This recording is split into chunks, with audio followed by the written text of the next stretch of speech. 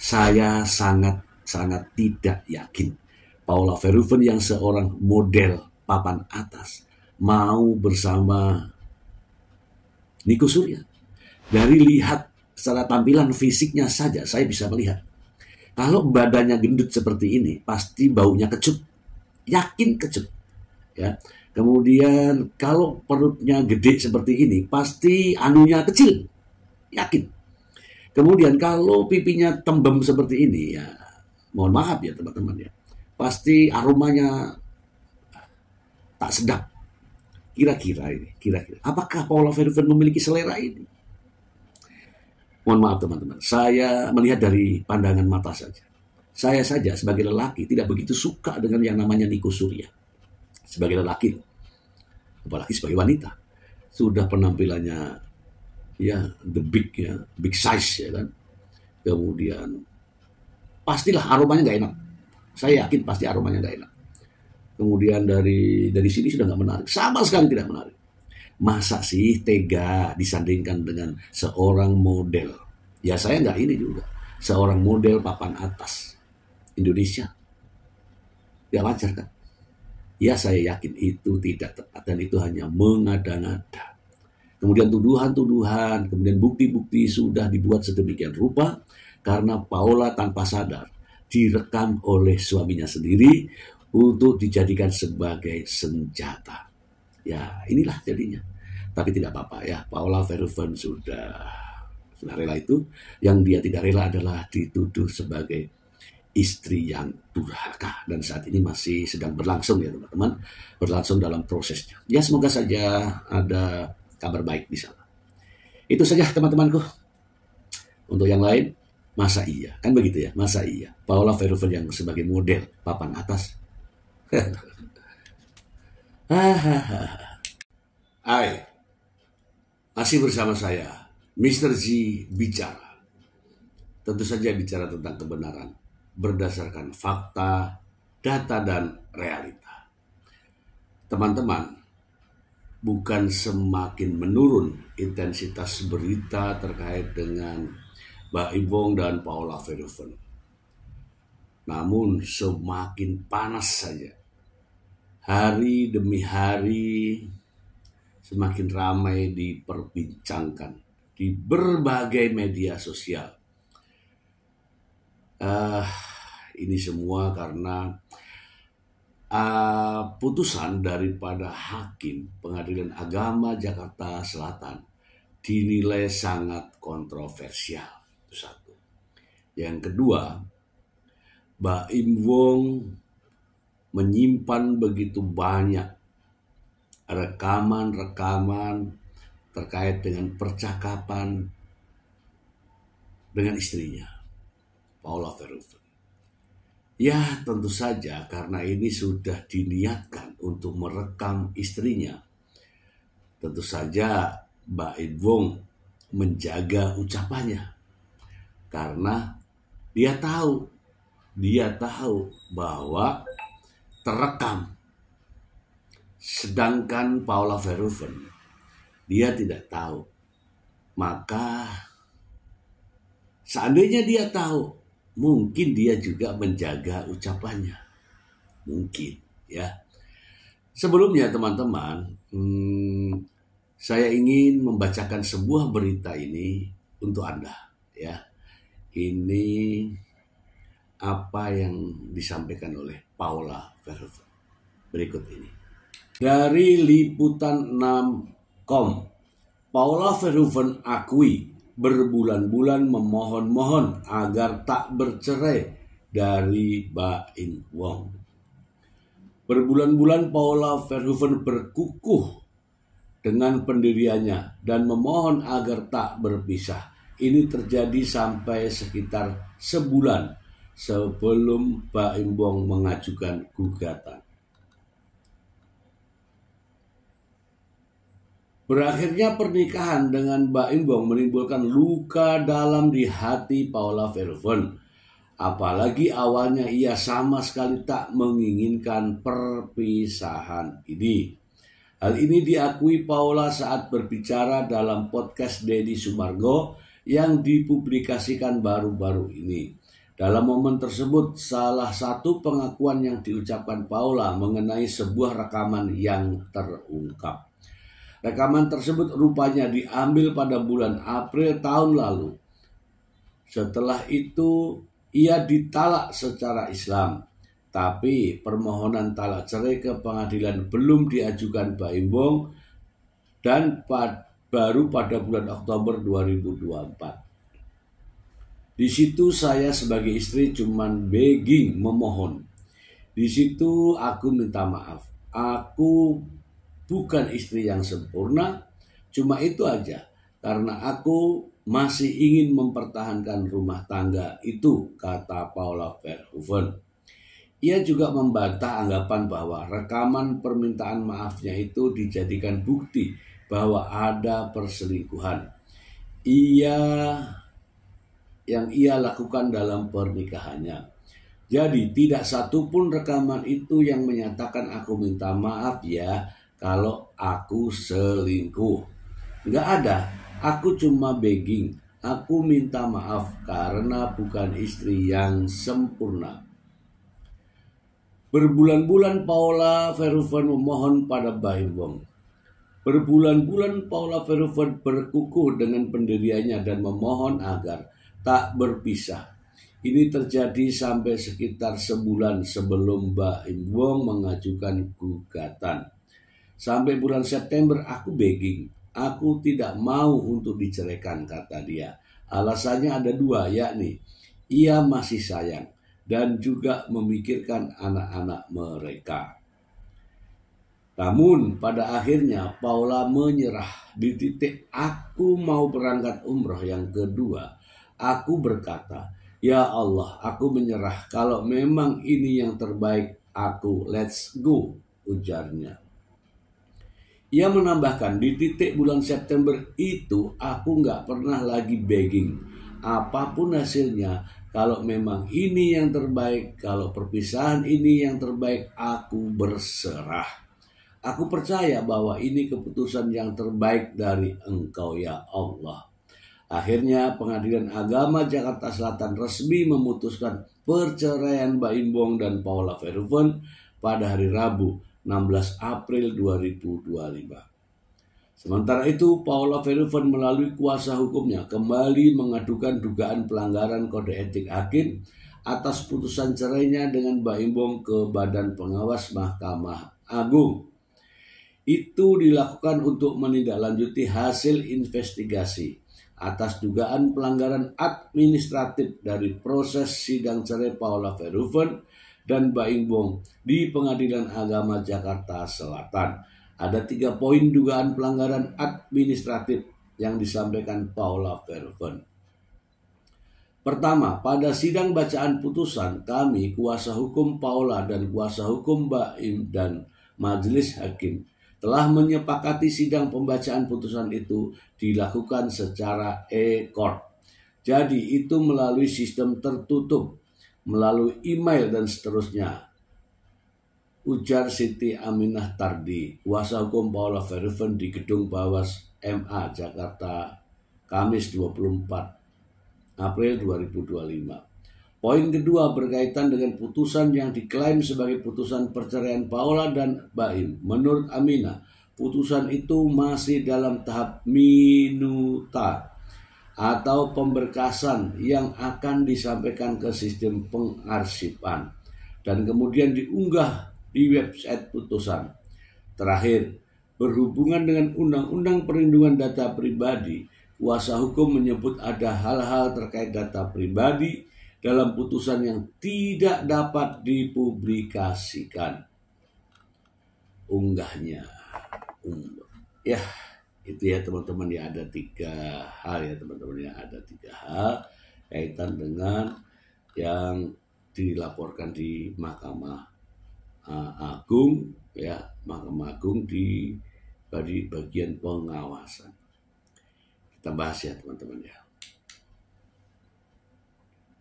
Oke ya teman-teman ya, berkaitan dengan rekaman, jujur saja Baim Wong itu merekam dengan suatu niat. Sementara Paula Verhoeven tidak tahu bahwa ada niat Baim Wong merekam perbincangan antara suami dan istri. Ingat itu. Sehingga ya, rekaman-rekaman yang dibuat tadi tentulah Baim Wong mengkontrol ucapannya. Jadi seolah-olah ucapan Baim Wong adalah ucapan yang bijak sebagai suami yang baik hati dan pria yang tentu saja memiliki persiapan yang matang gitu ya sebagai pria ya. Namun sebaliknya, Paula Verhoeven tanpa disadarinya bahwa ini direkam, makanya dia mengucapkan kalimat-kalimat yang sama sekali bukan pembelaan, tetapi justru kalimat-kalimat yang merasa ada tekanan. Nah, sementara dari percakapan itu dinarasikan seolah-olah Paula Verhoeven ketahuan berselingkuh dan sebagainya. Padahal yang dinamakan perselingkuhan itu tidak seperti itu gitu loh ya. Nah, ini teman-teman, artinya Baim Wong mempersiapkan diri, mempersenjatai dirinya untuk melakukan penyerangan. Ini buktinya, adanya rekaman yang dijadikan sebagai senjata. Adanya rekaman yang dijadikan sebagai bukti. Sementara Paula Verhoeven tidak mempersiapkan itu. Andai kata Paula Verhoeven mengetahui teman-teman, pasti Paula Verhoeven akan ngomong berbeda. Ya contoh ya. Yang selingkuh tuh siapa? Yang selingkuh kan kamu. Kamu coba tuh lihat jejak digital kamu. Kamu yang selingkuh. Misalnya seperti itu. Kalau ada ucapan-ucapan seperti itu, pastilah tidak ditayangkan atau tidak diunggah atau tidak diupload. Karena Paula Verhoeven tidak sadar itu, maka tidak ada kalimat itu. Kalimatnya justru bijak, maafkan aku sayang, dan seterusnya. Oke teman-teman, itu dari berita Liputan 6 ya. Berikutnya ada sebuah berita, lagi-lagi jejak digital lah ya, jejak digital. Mari kita simak bersama. Dari Suara.com. Dulu berseteru dengan Baim Wong, kini Astrid curiga Paula Verhoeven jadi korban manipulasi. Astrid turut menyoroti kabar perceraian Baim Wong dan Paula Verhoeven yang tengah ramai diperbincangkan. Astrid mengatakan dirinya juga pernah menjadi salah satu korban dari Baim Wong untuk kebutuhan konten YouTube-nya. Sebab Astrid mengatakan Baim Wong pernah menayangkan wajahnya yang sedang menangis di ruang sidang ketika mereka sedang berseteru terkait masalah wan prestasi. Kala itu Astrid merasa menjadi korban karena mantan suami Paula Verhoeven itu seolah sangat niat merekam situasi tersebut untuk konten YouTube-nya. Bahkan Astrid sampai tak sadar ada rekaman yang sedang menyorotnya, sehingga menduga Baim Wong telah merencanakan akan membuat momen tersebut sebagai konten YouTube menggunakan kamera tersembunyi. Saya saja pernah jadi korban kontennya Baim loh. Saya nangis di ruang persidangan. Saya yang bukan siapa-siapa ya, dan gak ngambil apapun di ruang persidangan, tapi saya ada di kontennya. Baim saat perdamaian itu di dalam ruangan, ujar Astrid, dilansir di akun bla bla bla. Karena itulah Astrid beranggapan Keanu dan Kenzo mungkin saja dikondisikan oleh Baim Wong agar tak mau bertemu dengan ibu kandungnya. Jadi semua yang dibuat Baim itu konten banget. Kalau misalnya saya ditanya Kiano tidak mau bertemu ibunya, itu logikanya anak kecil bisa dikondisikan, ujar Astrid. Situasi inilah yang membuat Astrid merasa ingin memberikan dukungan untuk model asal Semarang tersebut menghadapi perceraiannya. Saya sebagai perempuan rasanya sangat luar biasa ingin sekali memberikan satu support untuk Paula Verhoeven. Untuk Astrid ya teman-teman ya. Apalagi Astrid membayangkan Paula Verhoeven adalah perempuan sekaligus seorang ibu yang telah melahirkan 2 anak lucu untuk Baim Wong. Karena itu Astrid merasa sangat empati pada Paula Verhoeven ketika dituding selingkuh dan durhaka di tengah perceraiannya dengan Baim Wong. Jadi melihat embel-embel di belakang setelah perceraian itu sangat menyakitkan dan saya sangat empati sama Paula, jelasnya. Bahkan Astrid mengajak semua perempuan untuk membuat tagar peduli perempuan dan Paula Verhoeven. Bukan untuk mencari perhatian dan pansos, Astrid merasa pernah senasib dengan Paula Verhoeven ketika berseteru dengan Baim Wong 6 tahun yang lalu. Ini bukan lebay atau saya pansos ya, tapi bicara soal Baim ada kaitannya dengan peristiwa yang pernah saya alami juga.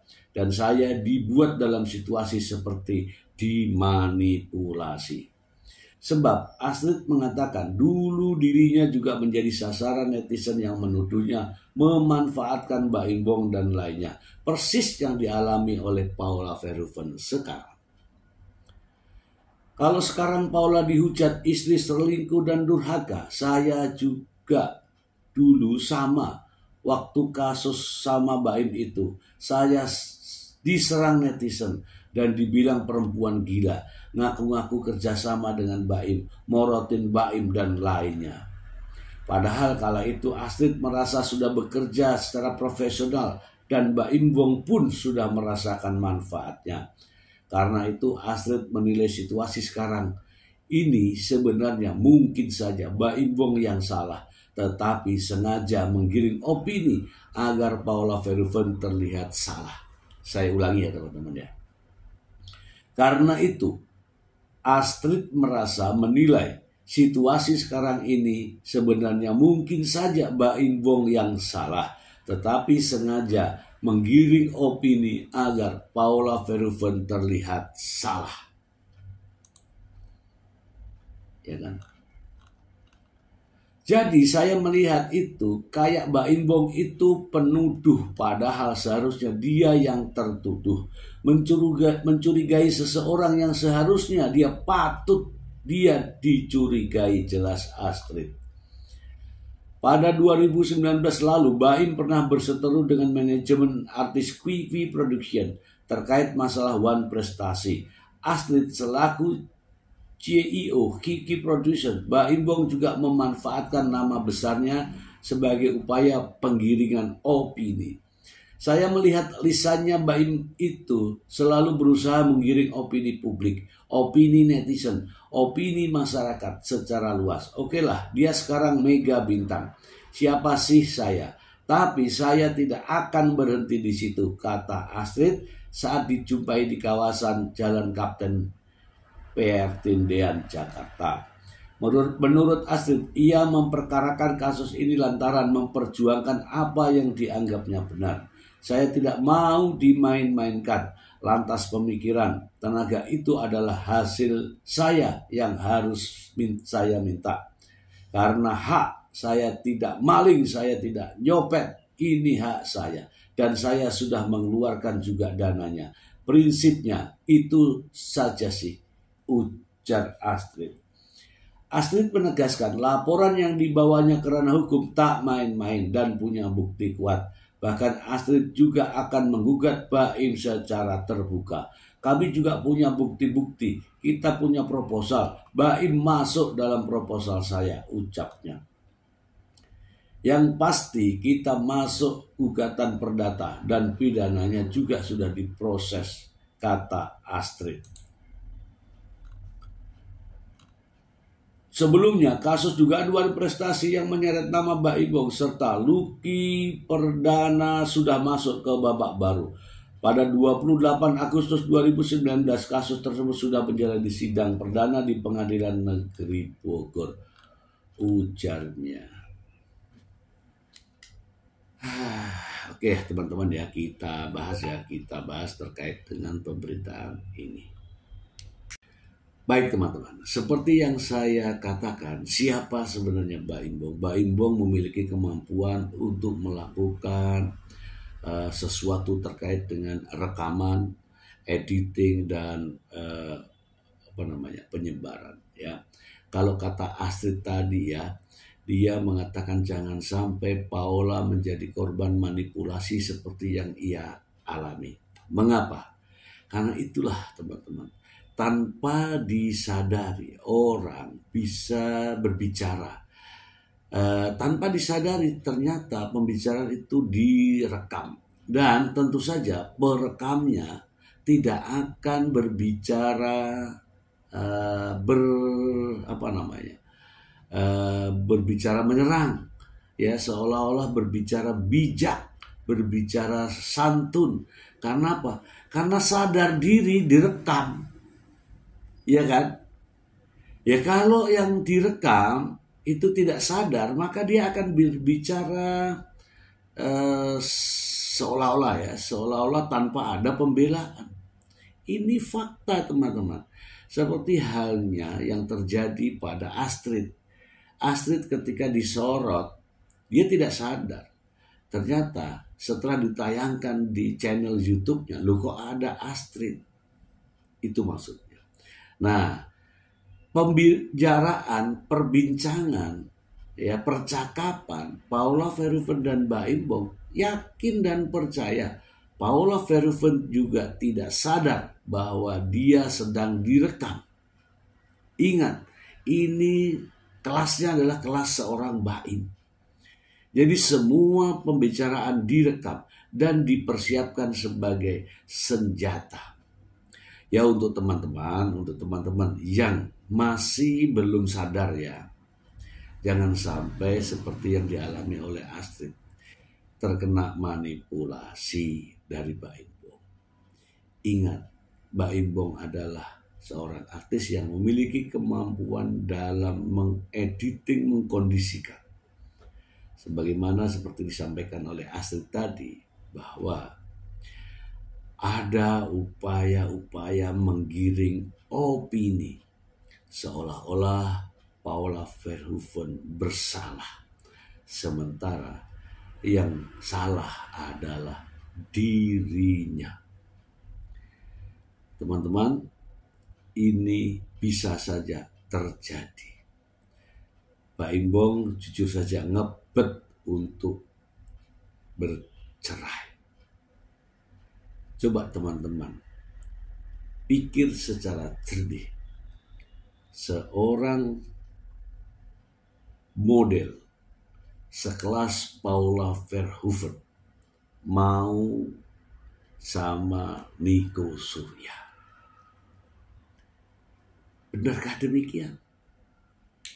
Saya sangat tidak yakin Paula Verhoeven yang seorang model papan atas mau bersama Nico Surya. Dari lihat secara tampilan fisiknya saja saya bisa melihat, kalau badannya gendut seperti ini pasti baunya kecut, yakin kecut ya. Kemudian kalau perutnya gede seperti ini pasti anunya kecil, yakin. Kemudian kalau pipinya tembem seperti ini ya, mohon maaf ya teman-teman ya, pasti aromanya tak sedap. Kira-kira apakah Paula Verhoeven memiliki selera ini? Mohon maaf teman-teman, saya melihat dari pandangan mata saja. Saya saja sebagai lelaki tidak begitu suka dengan yang namanya Nico Surya. Sebagai lelaki loh. apalagi sebagai wanita. Sudah penampilannya ya the big ya, big size ya kan. Kemudian pastilah aromanya nggak enak. Saya yakin pasti aromanya nggak enak. Kemudian dari sini sudah nggak menarik, sama sekali tidak menarik. Masa sih tega disandingkan dengan seorang model? Ya saya nggak ini juga. Seorang model papan atas Indonesia. Gak wajar kan? Ya saya yakin itu tidak tepat dan itu hanya mengada-ngada. Kemudian tuduhan-tuduhan, kemudian bukti-bukti sudah dibuat sedemikian rupa karena Paula tanpa sadar direkam oleh suaminya sendiri untuk dijadikan sebagai senjata. Ya inilah jadinya. Tapi tidak apa-apa ya, Paula Verhoeven sudah rela itu. Yang dia tidak rela adalah dituduh sebagai istri yang durhaka, dan saat ini masih sedang berlangsung ya teman-teman, berlangsung dalam prosesnya. Ya semoga saja ada kabar baik di sana. Itu saja teman-temanku. Untuk yang lain, masa iya? Kan begitu ya, masa iya? Paula Verhoeven yang sebagai model papan atas.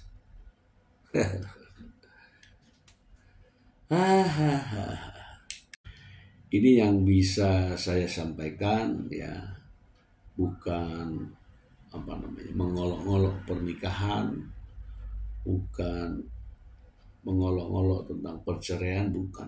Tetapi ini ada pembelajaran bagi kita semua bahwa kalaulah Anda mau bercerai, rekam dulu percakapannya antara suami dan istri, agar hakim mudah memutuskan walaupun kejadiannya tidak ada. Yang penting ada rekamannya. Semoga bermanfaat. Terima kasih. Bye.